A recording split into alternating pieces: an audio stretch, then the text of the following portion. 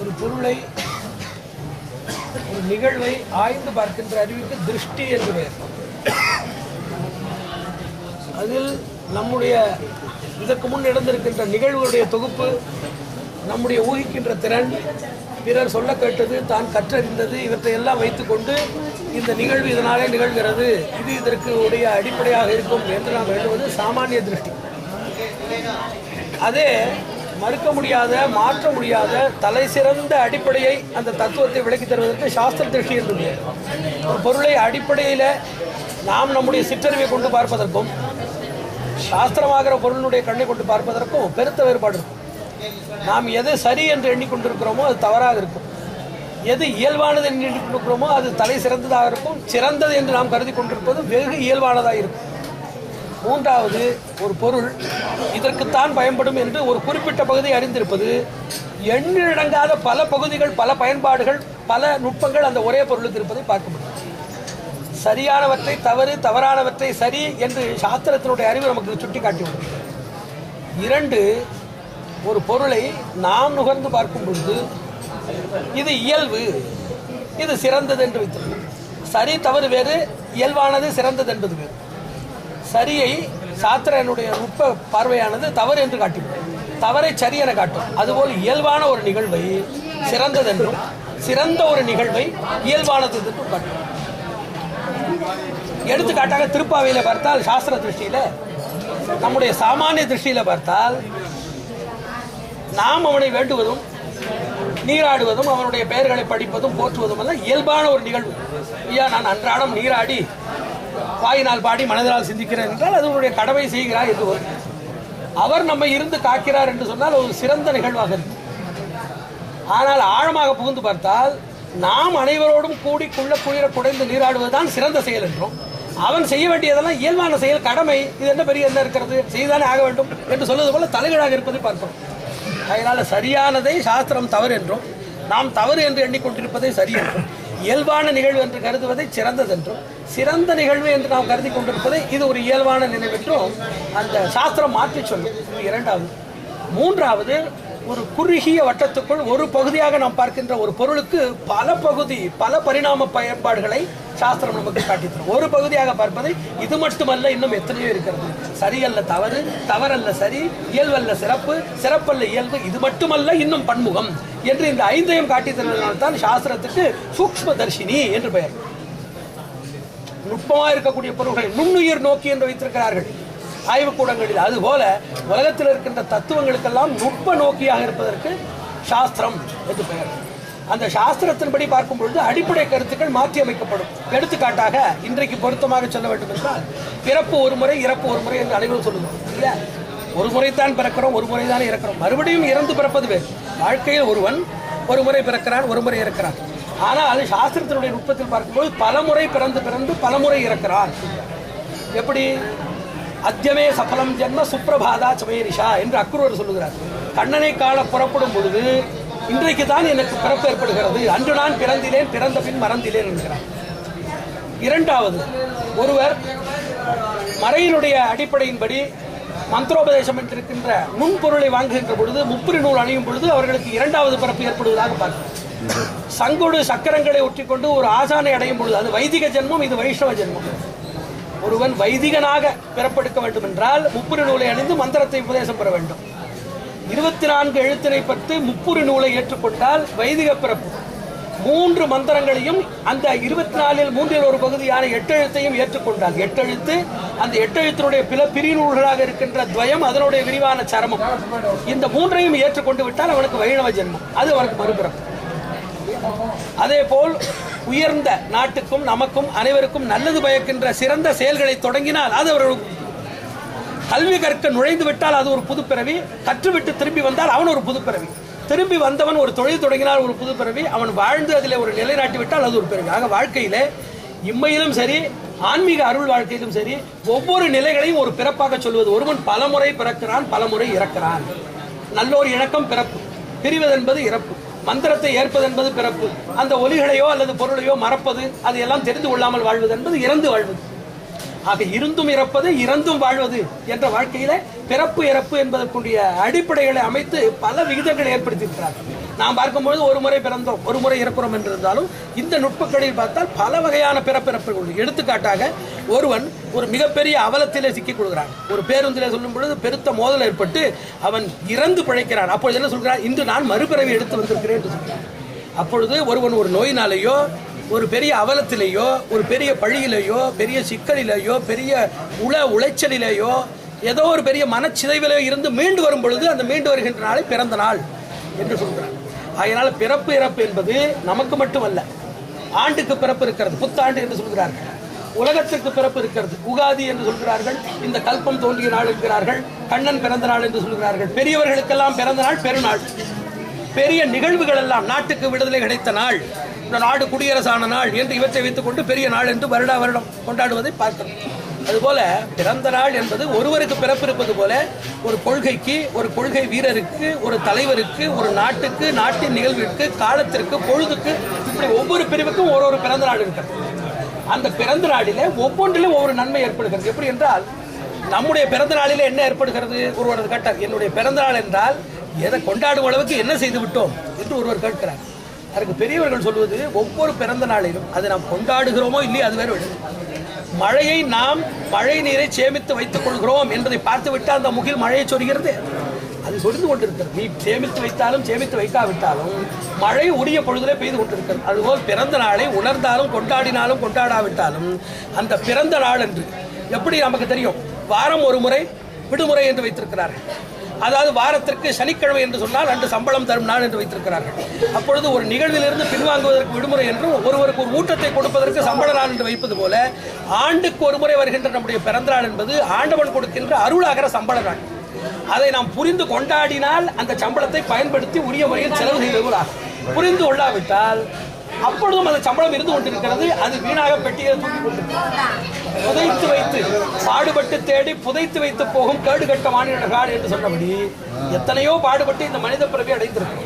நாம் மறுபடியும் பிறந்து ஒவ்வொரு ஆண்டுக்கு முறை வரும் பொழுது எம்பெருமானுடைய அருளானது இவர்கள் நல்லது செய்யட்டும், அல்லதெல்லாம் ஒழியட்டும், உளம் திருந்தட்டும், மன வலிமை பெருகட்டும், அருள் நாட்டம் கூடட்டும், அடியார் அழுத்தம் பெறட்டும், சாதிக்க வேண்டியவன செய்யட்டும், தவறுகளை திருத்திக் கொண்டு மேன்மையாக வாழட்டும் என்று சொல்லி அதற்காக அருட்சம்பளத்தை தருகிறார்.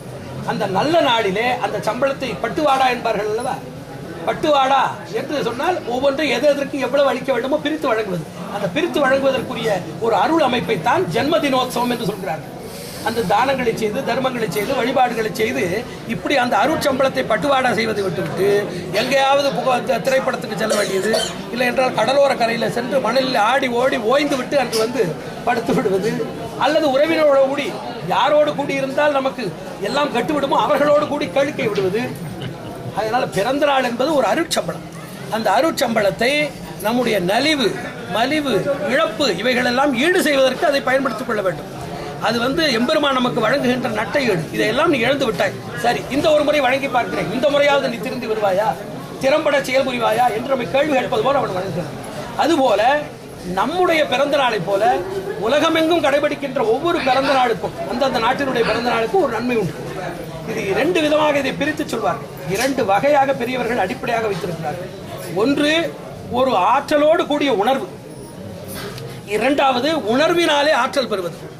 இந்த நாடு ஆகஸ்ட் 15ஆம் நாள் 1947 விடுதலை பெற்றது. அதற்கு நீங்கள் ஏதேனும் அந்த பஞ்சாங்கம் முதலான வானிலை ஆய்வுகளை செய்து பார்த்தால் அதற்கு ஏதாவது தொடர்போ சிறப்போ இருக்குமா? எந்த சிறப்பும் இருக்காது. ஆனால் 30 கோடி மக்கள் இருந்த காலத்தில், 30-40 கோடி மக்கள் இருந்த காலத்தில் அனைவரும் கூடி உணர்வுகளை உண்டாக்கியதனாலே சிறப்பு பெற்றது. சிறப்பினாலே நாம் உணர்வோடு கொண்டாடவில்லை, உணர்வினாலே சிறப்பு பெற்றது. ஜனவரி 1ஆம் தேதி எனப்படுவது அது இயற்கையில் இருக்கின்ற விண்மீன்களுடைய அமைப்புப்படி நம்முடைய ஏடு இருக்கிறது, நம்முடைய கணக்கு வழக்கு இருக்கிறது, நம்முடைய பொழுதின் கணக்கு வேறுபட்டதாக இருக்கிறது. அதன்படி நாம் சித்திரையிலே மேடம் என்றிருக்கின்ற முதற்கட்டத்துக்குள்ளே பரிதி சூரியன் நுழைகின்ற பொழுது சூரியன் பரந்த வானிலையை தன்னுடைய அருளாட்சியினாலே, தன்னுடைய கதிராட்சியினாலே நடத்தி கொண்டு வருகிறார். அது முதற் பகுதியில் புகும் பொழுது சித்திரை என்கிற மாதம் விழுகிறது. சித்ரா நட்சத்திரத்திலே முழு நிலவும், மேடம் என்றிருக்கின்ற பகுதியிலே ரவி ஆகிற சூரியனும் நுழைகின்ற பகுதியைத்தான் சித்திரை மாதம் என்று அந்த திங்களை 27 நாட்கள் உள்ள சந்திரமானம் என்றும் 30 இருந்தால் சௌரமானம் என்றும் கொண்டாடி வருகிறோம். அப்பொழுது உண்மையிலேயே ஒரு அருள் அலை, ஒரு அதிர்வு ஏற்படுகிறது, நன்மை ஏற்படுகிறது. ஜனவரி 1 அது போன்ற நிகழ்வு இல்லாவிட்டாலும் உலகமெங்கும் மக்கள் எல்லாம் விரும்பி கொண்டாடுவதனாலே, அதாவது ஆற்றல் இருப்பதனாலே நாம் கொண்டாடி உணர்வுகளை பெருக்கிக் கொள்வது ஒரு வகை. இரண்டாவது, அதற்கென்று ஒரு ஆற்றல் இல்லாவிட்டாலும் எம்பெருமானுடைய சக்தியை சொல்லும் பொழுது 5 பிரிவாக சொல்வார்கள். 5 பிரிவாக சொல்வார்கள். நிசர்க்கம் என்று சொன்னால் இயற்கையிலே எம்பெருமான் இருப்பது. இயற்கையிலே எம்பெருமான் இருப்பது. நைமிஷாரண்யத்திலே காடாக இருக்கிறான், சாலக்கிராமம் என்கிற கச்சிலை வடிவமாக இருக்கிறான் என்று சொல்வது, இதெல்லாம் இயல்பிலே இருப்பது நிசர்க்கம் என்று பெயர். இரண்டாவதாக அந்த ஆற்றல் எப்படி வருகிறது? ஸ்வயம் வியக்தம். தானே விரும்பி ஒரு பொருளை வருவதனால அதுக்கு ஒரு ஆற்றல் வருகிறது, ஸ்வயம் வியக்தம். அதே போல் பிரதிஷ்டை, தானாகவே அந்த ஆற்றல் வரவில்லை, ஆனால் அந்த ஆற்றலை நாங்கள் உருவாக்கி நிலைநாட்டி வைத்திருக்கிறோம் என்பதற்கு என்ன பெயர்? பிரதிஷ்டை என்று பெயர். அதே போல மிகவும் இன்றியமையாத தெரிந்து கொள்ள வேண்டிய கருத்து என்னவென்றால்,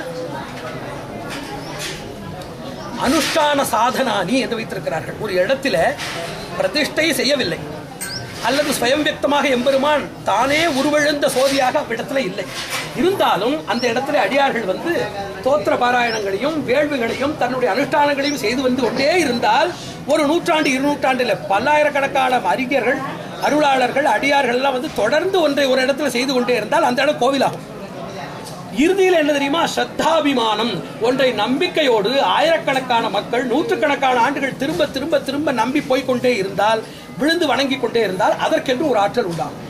ஆக எம்பெருமானே எழுந்து வருகின்ற ஆற்றல், இயற்கையோடு கலந்துவிட்ட ஆற்றல், எம்பெருமானே எழுந்து ஒரு வடிவத்தில் வருகின்ற ஆற்றல் 2, பெரிய சித்தர்களும் முனிவர்களும் அந்தன பெருமக்களும் பிரதிஷ்டை செய்து உருவாக்கி வைத்திருக்கின்ற ஆற்றல் 3, பெரிய அடியார்களும் அருளாளர்களும் வந்து அமர்ந்து வேள்விகளையும் நல்ல தோத்திரங்களையும் நல்ல சொற்பொழிவுகளையும் செய்து அங்கிருக்கின்ற ஒலி அதிர்வுகளை பெருக்கி வரக்கூடிய சாதன அனுஷ்டானங்கள் 4, எளிமையான ஒன்றும் தெரியாத மக்களுடைய கண்மூடித்தனமான பல்லாயிரக்கணக்கான ஆண்டு பெருகிவிட்டிருக்கக்கூடிய லட்சக்கணக்கான மக்களை உள்ளம் புகுந்து ஊடுருவி செய்திருக்கின்ற நம்பிக்கை, அவர்களுடைய விருப்பம், அவர்களுடைய மயக்கம். அந்த மயக்கத்திற்கு ஒரு மதிப்பெண் உண்டு.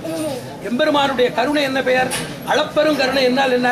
ஒருவன் தெளிவுக்கு மதிப்பெண்ணிட்டு, யார் அக்பர் என்றால் யார்? அவர் முகலாய பேரரசர் என்று எழுதிவிட்டால் சரி, அப்படின்னு அது மதிப்பெண்கள் போடுவார்கள். அக்பர் என்றால் யார் என்று கேட்டால் ராஜாஜியினுடைய மகன் என்று எழுதினால் சரி, 10க்கு 10 என்று யாராவது போடுவார்கள். அளப்பெரும் கருணை என்று சொன்னால் தெளிவுக்கு மதிப்பெண்ணிட்டு உயர்த்துவதுதான் இறைவனுடைய கருணை. ஆனால் மக்கள் ஒன்றை மயங்கி மூடத்தனமாக நம்பிவிட்டால் அந்த மூடத்தனத்துக்கும் மதிப்பெண் கொடுத்து ஏதாவது ஒரு நிலையில் அமர்த்தி உயர்த்துபவன் எம்பெருமானாகினாலே, நாட்டினான் தெய்வமக்கும் நல்லதோர் அருள் சொன்னாலே காட்டினான் என்று ஆழ்வார் சொன்னதுடைய உட்பொருள் என்னவென்றால், ஏதாவது ஒரு மடமை வைத்திருந்தால் மடமைக்கு மதிப்பெண். எம்பெருமானுடைய பல்கலைக்கழகத்தில் மட்டும்தான் மடமைக்கு, மயக்கத்துக்கு, இதுக்கு பொய், இதுக்கெல்லாம் மதிப்பெண் உண்டு.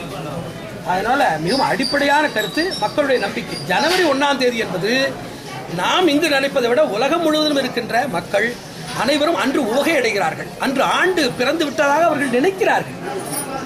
பல கோடிக்கணக்கான மக்கள் ஒன்றை நம்பும் பொழுது இதற்கு இருக்கின்ற வானிலை அமைப்பு, அந்த நுண்ணாற்றல் இருக்கு இல்லாவிட்டாலும் 5வது பிரிவில் வருகின்ற எண்ணிலடங்காத மக்களுடைய பல்லூழி காலம் படர்ந்து பாசி ஒழித்தருகின்ற ஒரு பழமையான நம்பிக்கையினுடைய அடிப்படையில் அதற்கு ஒரு ஆற்றல் இருக்கிறது. ஒரு பெரிய அறிவாளியினுடைய செயல் என்னவென்றால், இதுதான் ஆற்றலுடையது என்பதல்ல, எதை கொண்டாடினாலும் அந்த கொண்டாட்டத்தை பயன்பாடு உள்ள கொண்டாட்டமாக, ஆற்றல் உள்ள கொண்டாட்டமாக மாற்றி கொண்டாடுவதுதான் அறிவாளியுடைய செயல். இன்று கொண்டாடலாமா, அன்று கொண்டாடலாம் என்றால், இப்படி ஜனவரி 1 கொண்டாடலாமா என்று கேட்டவர்கள் சித்திரை 1 என்ன கொண்டாடி கழித்தார்கள் என்பதை நான் கேட்க வேண்டும். ஜனவரி 1 என்பது மேலை நாட்டோர் வழக்கம், அதை நாம் கொண்டாடுவதா என்று கேட்டவர், சரி சித்திரையில் என்ன செய்தீர்கள் என்று கேட்க வேண்டும். அன்று கோவிலுக்கு போன என்றால் அதே கோவில் என்று மூடி விடுவார்களா? ஜனவரி 1ஆம் தேதி மக்களுடைய எழுச்சி உணர்வுக்கு மதிப்பெண் உள்ள நாள். அதற்கு ஒரு தனிப்பெரும் சிறப்பு இருக்கிறது. இன்னும் ஒரு சிறப்பை சாஸ்திரத்தினுடைய அடிப்படையில் அதற்கு ஒரு சிறப்பு இருக்கிறது. அது நன்றாக தெரிந்து கொள்ள வேண்டும் என்பதுதான் இந்த சொற்பொழிவுடைய அடிப்படை. வைணவர்களுடைய மாதம் என்பது வேறு, ஒவ்வொருவருடைய மாதத்தினுடைய அடிப்படை வேறு. வைதிகன் வேறு, வைணவன் வேறு, பிரபன்னன் வேறு, இவர்களுடைய மாதங்கள் எல்லாம் வேறு. வைஷ்ணவர்களாக இருக்கின்ற நம்மை போன்றவர்களுடைய மாதம் மார்கழி. மார்கழி ஆகிற மாதம் தான் நமக்கு ஆண்டு பிறப்பு. ஆகையினாலே மார்கழியினுடைய இடையிலே இந்த ஜனவரி 1 வருவதனாலே, கேசவ மாதத்தை ஒட்டி பிறப்பதனாலே அதற்கு ஒரு சாநித்தியம், கோதா சாநித்தியம் உண்டு. ஒன்று. இன்னொன்று, திருப்பாவையினுடைய அடிப்படை என்ன தெரியுமா? வேதம் அனைத்துக்கும் வித்தாகம் என்று ஏன் சொல்லுகிறார்கள்? வேதம் அனைத்துக்கும் வித்தாகம் என்று சொல்வதற்கு ஒரே ஒரு பொருள் தான். வேதங்களிலே வித்து என்று சொன்னால் அது உள்ள நுட்பமான பொருள். வேதத்திலே வந்து பசுக்களை மேய்ப்பதற்கு, பசுக்கு மூக்கணங்காயிறு போடுவதற்கு, அதை கட்டுவதற்கு, இதுகளுக்கெல்லாம் அதில் மந்திரங்கள் உண்பொருள் எல்லாம் இருக்கின்றன. அவற்றையெல்லாம் வேதம் என்று சொல்லக்கூடாது, அவையெல்லாம் பகுதிகள். அந்த பள்ளிக்கூடத்தில் ஒரு பள்ளிக்கூடம் என்று எடுத்துக்கொண்டால் மிதிவண்டிகளை வைக்கின்ற இடமும் அந்த பள்ளிக்கூடத்தை சார்ந்ததுதான். அங்கு ஒருவன் அமர்ந்து விட்டு நான் பள்ளியில் படிக்கிறேன் என்று சொல்ல முடியுமா? வேதங்களில் எப்படி ஒரு பள்ளிக்கூடத்தில் கழிவறைகள் இருக்கும், உணவகங்கள் இருக்கும், அலுவலகம் இருக்கும், மாட்டுக்கொட்டில் இருக்கும், நீர் தொட்டிகள் இருக்கும். இவைகளெல்லாம் அதனுடைய பகுதிகளாக இருந்தாலும் அமர்ந்து பாடம் படிக்கின்ற அந்த அறையைத்தான் பள்ளிக்கூடம் என்கிற சொல் முழுமையாக குறிக்குமோ? அதாவது அத்தியந்த அர்த்தயுக்தம் என்று சொல்வார்கள். வடமொழியில் சொல்லும் பொழுது மிகவும் பொருளுடையதாக இருப்பது எங்கு? பள்ளிக்கூடம் என்றால் எங்க? அதற்கு வாயில் இருக்கும், சுற்றுப்புற சுவர் இருக்கும், முன்னே ஒரு காவல் காப்பவன் உட்கார்ந்திருப்பார், வாயில் காப்பவன் அமர்ந்திருப்பார். அதெல்லாம் பள்ளிக்கூடம் தான் அது. ஆனால் அங்கு சென்றால் பயில முடியுமா? அது போல வேதம் என்று சொன்னாலே வேதத்தில் அக்னி, இந்திரன் முதலானுடைய குறிப்பு இருக்கும். அதெல்லாம் மிதிவண்டி நிலையத்தை போல அங்க மிதிவண்டி வைத்திருப்பதற்கு ஒரு கொட்டையை கட்டியிருப்பார்கள். அது போல அவற்றை வேதம் என்று சொல்ல முடியாது. அதுதான் வேண்டிய வேதம் என்று சொன்னார்கள் பெரியவர்கள். அப்படி என்றால் இதெல்லாம் என்ன பெயர்? வேண்டாத வேதம் என்று பெயர். வேண்டாத வேதம் என்றால் குறை சொல்வதில்லை. யாருக்கு வேண்டியது? முமுட்சுவுக்கு வேண்டிய வேதங்களை ஓதினார் என்றால் முமுட்சுவுக்கு வேண்டாத வேதங்கள் என்று பெயர். அப்ப யாருக்கு வேணும் அது? புபுக்ஷுவாய் சாமானியர்களாய் இருக்கின்றவர்களுக்கு, வைதிகர்களுக்கு வேண்டிய வேதங்கள் அவை. அது பிரபன்னர்களுக்கு வேண்டாத வேதங்கள். வேண்டிய வேதங்களை ஓதினார் என்றால் இது பிரபன்னர்களுக்கு உரியதான பகவத் பரத்துவத்தை காட்டித் தருகின்ற வேத பாகங்களை ஓதினார் என்று அங்கு பொருள். ஆகையினால இந்த இடத்திலையும் தேவதாந்திரங்களை சொல்லுகின்ற பகுதிகளை நாம் மிதிவண்டியை வைத்திருக்கின்ற அந்த அடுக்கு கொட்டகை என்று கருத வேண்டும். சாதனாந்திரங்களாக இருக்கக்கூடிய அக்னிஷோமியம், வாஜபேயம், அதிராத்திரம், அக்னிஹோத்திரம் முதலானவற்றை எல்லாம் சாதனங்களாக வைக்கின்ற பகுதி ஒழுங்கு. அந்த பகுதிகள் எல்லாம் அங்கு இருக்கின்ற புறக்கொட்டில், அங்கு இருக்கின்ற உணவு விடுதி, தங்கும் விடுதி முதலான இடங்களாக கொள்ள வேண்டும். வேறு பயன்களாக இருக்கின்ற சொர்க்கம் அடைதல், இந்த உலகத்தில் பிள்ளை குட்டிகளை பெற்றுக் கொள்ளுதல், ராஜ்யத்தை அடைதல் முதலானவற்றை அங்கு இருக்கின்ற அலுவலகமாக கற்றுக்கொள்ள வேண்டும். அங்கிருக்கின்ற ஆசிரியரோடு இணங்கி கல்வி கற்று தேர்ந்து ஒழுகுகின்ற அந்த கூடம் இருக்கிறது, அந்த அண்மையை காட்டுகின்ற அந்த இருப்பு கூடம் இருக்கிறது, அதாவது அறிவுக்கு கருவறையாக இருக்கின்ற திருவறை இருக்கிறது அல்லவா, அந்த இடத்தை தான் பள்ளிக்கூடம் என்று சொல்வது போல வைதிகோத்தமர்களாக இருக்கின்ற ஆழ்வார் முதலானவர்கள் எம்பெருமானை காட்டி அவனுக்கு வழிவிலா அடிமை செய்வதை காட்டி இங்கும் அங்கும் திருவருள் பெற்று இன்புறுவதைத்தான் வேத பாகங்கள் என்று சொல்வார்கள். மற்றவற்றையெல்லாம் அதனுடைய மற்ற பிற பகுதிகள் என்று சொல்வார்கள். எப்படி நெல் அடிப்பவர்கள் எல்லாம் அந்த நெல்லில் இருக்கின்ற நெற்பதர்களை பார்த்தால் அந்த நெல்லில் இருக்கின்ற அரிசி மணியை தவிர பிற பகுதிகளை எல்லாம் எடுத்து இது உழவுக்குள்ளது, இது அந்த மண்ணிலேயே போட்டு மறுபடியும் உழுது அதற்காக உள்ளது, இல்லை இது விலங்குகள் எல்லாம் அங்க இருக்கின்ற பசு முதலான விலங்குகள் கொடுப்பதற்கு உள்ளது, இது எதுக்கும் பயன்படாத ஒரு பொருள், இது குருணை, இதை ஆக்கி நொய்யாக வைத்துக் கொள்ள வேண்டும், இது நன்மணி என்றெல்லாம் பிரிப்பது போல வேதங்களிலேயும் அசாரம், சாரம், சாரதரம், சாரதமம் என்று பிரித்திருக்கிறார்கள். இது நமக்கு வேண்டாம், இதை வைத்துக் கொள்ளலாம், இது சிறந்தது, இதுதான் நமக்கு உயிர் நாடி என்று இந்த பிரிவுகளை அவர்கள் வைத்திருக்கிறார்கள். அந்த அடிப்படையில் வேதம் அனைத்துக்கும் வித்தாகும் என்று சொன்னால் என்ன பொருள்? இந்திரன், சந்திரன், வருணன், சூரியன், அக்னி இதுக்கெல்லாம் வித்து அது கிடையாது. எம்பெருமானை மட்டும் காட்டித் தருகின்ற வேதத்திற்கு வித்தாகும் என்றால் அந்த வேதம் என்ன சொல்கிறது? சங்கச்சத்வம் சம்பதத்வம் என்று வேதத்தில் இருக்கிறது. நீங்கள் நல்ல முறையிலே அனைவரோடும் சேர்ந்து செல்ல வேண்டும். சகவீரியம் கரவாவகை, நாம் இருவரும் ஒன்று சேர்ந்து மிகப்பெரிய ஆற்றலை உண்டாக்குவோம். அது குரு சிஷ்ய கிரமத்தில் உலக இயல்பிலே சொன்னால் ஆசானும் மாணக்கனும் சேர்ந்து ஒரு பெரிய அருளை ஆற்றலை உருவாக்குவோம். நம்முடைய சம்பிரதாயத்தில் அவருடைய அருள் என்னவென்று சொன்னால் நல்ல ஆச்சாரியனும் நல்ல மாணாக்கனும் சேர்ந்து விட்டால் எம்பெருமானை கட்டுப்படுத்துகின்ற வீரியத்தை உருவாக்குவோம். எம்பெருமானை கட்டுப்படுத்துகின்ற ஆற்றல் நன்மாணாக்களை தன்னுடைய அடிபணி செய்த நல்ல ஒரு ஆசானுக்கு உண்டு. அதுக்கு புருஷகார பலம் என்று பெயர். எம்பெருமானை எதிர்க்கின்ற பலத்திற்கு சைன்ய பலம் என்றோ சௌரிய பலம் என்றோ பெயர் கிடையாது. தானாக ஒருவரை தட்டி எறிந்து விட்டால் அந்த பலத்துக்கு என்ன பெயர்? அந்த வலிவுக்கு சௌரியம் என்று பெயர். நீயாக சென்று ஒருவரை அடித்தெறிந்து விட்டால் அதற்கு சௌரியம் என்று பெயர். நிறைய ஆட்களை வைத்துக் கொண்டு கருவிகளை வைத்துக் கொண்டு அடித்தால் அதற்கு சேனாபலம் என்று பெயர். சேனாபலமும் சௌரிய பலமும் எம்பெருமானிடத்தில் எடுபடாது. புருஷகாரம் என்று பெயர். பரிந்துரை செய்தல், பிறருக்காக பரிந்துரை செய்து எம்பெருமானை நெகிழச் செய்தல் என்று இருக்கின்ற முறையிலே திருவடிகளை பிடித்து நெகிழச் செய்தல், பிறருக்காக நெகிழச் செய்தல், தனக்காக வென்று அந்த புருஷகாரம் இருக்கிறது அல்லவா, அதற்கு ஒரு பெரிய வலு உண்டு. அந்த அடிப்படையில் வேதம் 5 கருத்துக்களை சொல்லுகிறது. ஒன்று, நீ நம்முடைய வைஷ்ணவா டூர்ஸ் அண்ட் டிராவல்ஸ் என்ற அந்த சுற்றுலா புனித சுற்றுலாவை பற்றி எழுதும்போது கூட வருவதற்கு விருப்பமில்லாதவர்கள், இதிலே நம்பிக்கை இல்லாதவர்கள், சோம்பேறிகளாய் இருப்பவர்கள், வருவதற்கு முயன்றும் முடியாமல் ஒரு இயலாத சூழ்நிலை இருப்பவர்கள், பொருளாலும் உடல் அமைப்பாலும் இயல்பில்லாத இருப்பவர்கள், அவனை சேவிக்க வேண்டும் என்றிருக்கின்ற வற்றாத பேரார்வத்தை உடையவர்களாக இருந்தும் அதற்கு தகுந்த துணையும் சூழ்நிலையும் அமையப்பெறாதவர்கள், இந்த 5வரையும் அழைத்துக் கொண்டு வருவதுதான் சுற்றுலா கஷேத்ராடனம் என்ற பொருளை சொன்னோம். ஆங்கிலத்தில் இதில் எழுதும்போது திருப்பாவை எனப்படுவது என்னவென்றால் வர விருப்பம் உள்ளவர்கள், விரும்பியும் விரும்பாமல் இருப்பவர்கள், விரும்பி இருந்தாலும் அனந்தல் உடையவர்களாய் சோம்பல் உடையவர்களாய் இருப்பவர்கள், எம்பெருமான் அவனை வந்து அழைத்து போகட்டும் என்று இருப்பவர்கள் இப்படி பல நிலைகளிலே செருக்காலும் மயக்கத்தாலும் மடியாலும் அவனிடத்திலே நாடி நீராடி அவனோடு கலந்து உரையாடுவதற்கும் உறவாடுவதற்கும் வரக்கூடிய சூழ்நிலை இல்லாமல் தவிர்க்கப்பட்டவர்களை அழைத்து சென்று எம்பெருமானிடத்தில் செல்ல வேண்டும் என்பதுதான் திருப்பார். வேதம் அனைத்துக்கும் வித்தாகும் என்றால் வேதத்தினுடைய வித்து என்ன? சங்கச்சத்வம் சம்பதத்வம். மாறுபட்டவர்கள், வேறுபட்டவர்கள், முரண்பட்டவர்கள், மயக்கமுற்றவர்கள், பொல்லாதவர்கள், தள்ளுபவர்கள், நில்லாதவர்கள், நின்றவா நில்லா நெஞ்சனை உடையவர்களாய் இருப்பவர்கள், இத்தனை பேரையும் சேர்த்து அழைக்க வேண்டும் என்பது வேதத்தினுடைய முதல் வித்து. இப்படி சேர்த்து அழைத்து சென்றவர்கள் எம்பெருமானிடத்தில் அவனுக்கு அடியவர்களாய் இருக்கிறவர்களை கொண்டு உள்ளே நுழைய வேண்டும். தூண்டில் புழுவை வைத்துக் கொண்டு மீனை அழைப்பது போல அவனுக்கு இனியவர்களாய் இருக்கின்ற, அவனோடு உடன்பட்டு இருக்கின்றவர்களை கொண்டு அவனிடத்தில் அணுக வேண்டும். அதற்கு பிராப்தி என்று பெயர். பிராப்தி உபாயம் என்றால் அவனை அடைகின்ற வழி, அவனுக்கு அணுக்கர்களை கொண்டு அவனை அடைய வேண்டும். அனைவரையும் அழைத்துத்தான் செல்ல வேண்டும் எம்பெருமானிடத்தில். அனைவரையும் அழைத்து செல்லும் பொழுது தான் அங்கு முன்னிலைப்படுத்தப்படுவோம், தானாக செல்லும் பொழுது பின்தள்ளப்படுவோம். ஒருவன் நினைப்பது என்னவென்றால் 50 பேரை கூட்டிக் கொண்டு சென்று விட்டால், 50-60 பேரை ஒரு கோவிலுக்கு கூட்டிக் கொண்டு சென்று விட்டால் நாம் அந்த 50 பேர் திரளிலே மறைந்து விடுவோம். தனியாக சென்று நாம் கட்டணம் கட்டி முன்னே நின்றால் நாம் அவருடைய கண்ணுக்கு தெரிவோம் என்பது மடமை.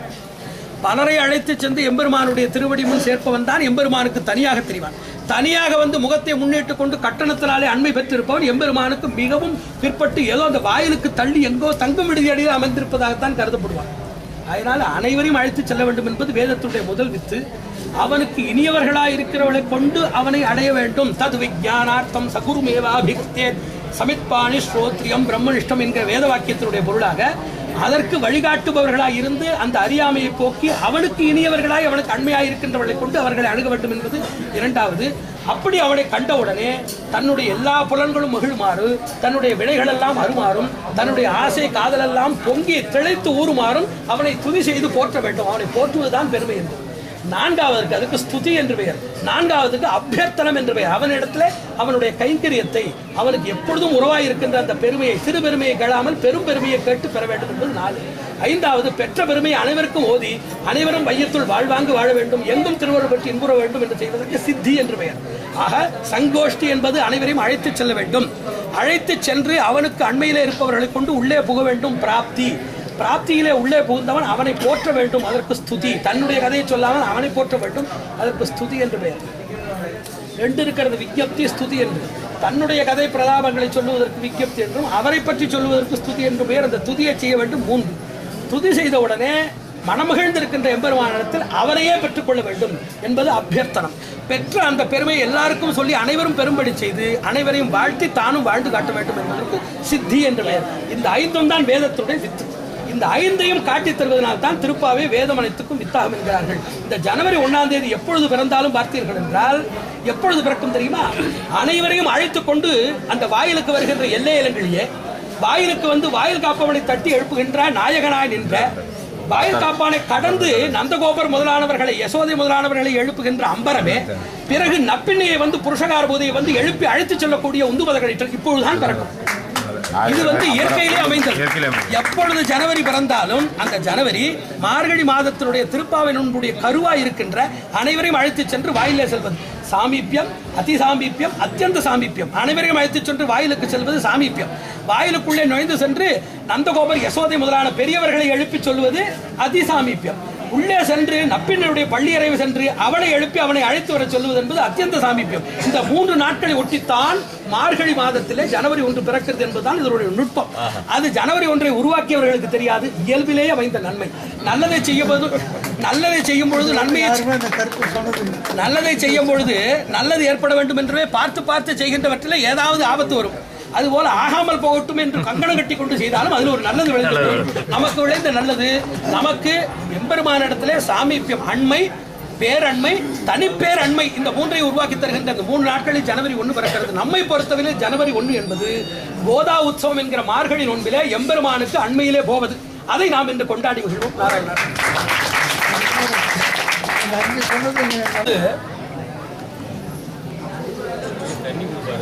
ஒரு தனிப்பட்ட ஒருத்தரை வர வேண்டும் என்று நாம் விரும்புவது வழக்கம். நீங்க வாங்கன்னு சொல்லி அப்படி விரும்பும் பொழுது அதுல சில நிர்பந்தம் என்று சொல்லுது. நிர்பந்தம் என்றால் என்ன? நீங்கள் வர வேண்டும் என்று சொல்லுவது ஒரு வகையான விருப்பம். நீங்கள் இன்றே வர வேண்டும் என்று சொல்வது, இன்றே வர வேண்டும், எங்களுடைய இல்லத்துக்கு வர வேண்டும் என்று சொல்வது. இன்றே என்று சொல்வது பொழுதினுடைய நிர்பந்தம். எங்களுடைய இல்லத்துக்கு என்று சொல்வது ஒரு இடத்தினுடைய கட்டுப்பாடு. இந்த இடத்துக்குத்தான் வர வேண்டும். அந்த திரைப்பட பாடல் கூட காஞ்சி பட்டு உடுத்தி கஸ்தூரி பொட்டு வைத்து வர வேண்டும் என்று பாடுவதை கேட்டிருப்பீர்கள். வர வேண்டும் என்று சொல்வது இல்லாமல் இப்படித்தான் வர வேண்டும் என்று. அதுபோல எம்பெருமானை இப்படி வர வேண்டும், எம்பெருமானை வாயிற்காப்பவனை தாண்டி, பிறகு நந்தகோபன் அசோதை முதலானவர்களை தாண்டி, நந்தகோபாலன் மருமகளாகிற நப்பிண்ணையை தாண்டி அந்த எம்பெருமானை சென்றடைந்து அவனை வந்து அமர்ந்து உறவாட அழைக்கும் பொழுது அவர்கள் எப்படி வர வேண்டும் என்று சொல்கிறார்கள்? எம்பெருமானை வர வேண்டும் என்று சொல்லும் பொழுது ஒன்றுமே சொல்லாமல் நீ வா என்று சொல்லலாம். அதற்கு அநிர்திஷ்டம் என்று பெயர். அநிர்திஷ்டம் என்றால் என்ன? ஒன்றுமே சொல்லவில்லை. நீ எப்படி உனக்கு விருப்பமோ, என்ன செய்ய விருப்பப்படுகிறாயோ, எப்படி வருகிறாயோ அப்படி வா. அதுபோல சொன்னது ஒன்று. அநிர்திஷ்டம் என்று பெயர். பகு நிர்திஷ்டம் என்றால் நீ இப்படி வா, இப்படி வருவாயா, அப்படி வருவாயா, இப்படி வருவாயா என்று பலவற்றை சொல்லி அவனை அழைப்பது. மூன்றாவது, இப்படியே நீ வரமாட்டாயா என்று சொல்லி தன்னுடைய ஏக்கத்தை காட்டுவது. இப்படித்தான் வர வேண்டும் என்று சொல்லுவதற்கு நிர்திஷ்டம் என்று பெயர். நீ எப்படி வர வேண்டும் என்பதை சொல்லாமலே விட்டுவிட்டால் அநிர்திஷ்டம் என்று அதுக்கு பெயர். பலபடியாக நீ அப்படி வர வேண்டும், இப்படி வர வேண்டும், இதை கொண்டு வர வேண்டும். அதாவது அந்த கண்ணனுடைய பிள்ளை பருவத்தை பாடி மகிழ்கின்ற பெரியாழ்வார் பல நிலைகளில பாடி மகிழ்கிறார். மாணிக்க தொட்டியை பிரமன் வந்து தந்தான், அவன் இதை கொடுத்தான், இவன் இதை கொடுத்தான். இது பகு நிர்திஷ்டம் என்று பெயர். ஒன்றை பலபடியாக சொல்வது, அது ஒன்று பகு நிர்திஷ்டம் என்று பெயர். பிரார்த்தனா என்று சொல்வது எனக்காக நீ இப்படி வரமாட்டாயா என்று சொல்லி கெஞ்சி கேட்பது.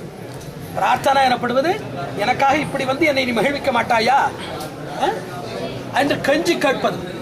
ஐந்தாவதற்கு ஆதேசம் அல்லது சமாதேசம் என்று பெயர். இப்படித்தான் நீ எனக்கு வர வேண்டும், இவ்வளவு தூரம் நாங்கள்லாம் வந்திருக்கிறோம், இந்த மாதிரி வந்தால் தான் நாங்கள் ஏற்றுக்கொள்வோம் என்று சொல்வது. அதை சொல்லும் பொழுது பராசர பட்டர் ரங்கநாதனிடத்தில் மிகவும் ஈடுபாடு உடையவர். ரங்கநாதனிடத்தில் ஈடுபாடு உடையவர் பரமபதம் செல்லும் பொழுது அவர் சொன்னாராம், அங்கு இருக்கின்ற பெருமாள் இந்த நம்பெருமாளை போல இல்லை என்று சொன்னால் எப்படியாவது போராடி அவரோடு மம்பிழுத்தாவது நான் இங்கு வந்து விடுவேன், என்னை அவருக்கு வைத்திருக்க முடியாது.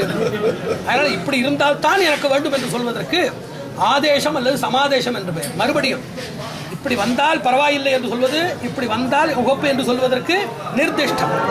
எப்படி வர வேண்டும் என்று சொல்லாமல் இருப்பதற்கு அநிர்திஷ்டம். அப்படி இப்படி என்று பல வர்ணனைகளை மனதில் வைத்து எதிர்பார்ப்பிருக்கும் அல்லவா? நம்ம வீட்டில் மனை புகு விழா நடக்கிறது. இன்றைக்கு மனை புகு விழா நடக்கிறது. அப்பொழுது ஒரு பெரியவரிடத்தில் சென்று நீங்கள் வர வேண்டும் என்று சொல்லி இருக்கிறோம். அப்பொழுது நாம் மனதில் என்ன எண்ணி இருப்போம்? வருபவர்கள் நல்ல பட்டாடை அணிந்து விட்டு நிறைய நகைகளையும் போட்டுக்கொண்டு மனைவி மக்களை அழைத்துக் கொண்டு அப்படி அவர் பாட்டுக்கு தன்னந்தனியாக ஏதாவது ஒரு கருப்பு வெட்டியை கட்டி கொண்டு வந்து விட்டார்கள், என்ன இப்படி எதிர்பார்க்கவில்லையே என்று நம்முடைய உள்ளத்தில் தோன்றும். ஏனென்றால் அவர் என்ன ஒப்பனையோடு யார் யாரோடு பரிசு கொண்டு வருவார் எதிர்பார்ப்பு இருக்கும் அல்லவா? நல்ல உடை உடுத்தி வருவார். அந்த உடை அங்கு வருபவர்கள் அனைவரிலையுமே மிக கவர்ச்சி உடையதாக இருக்கும்.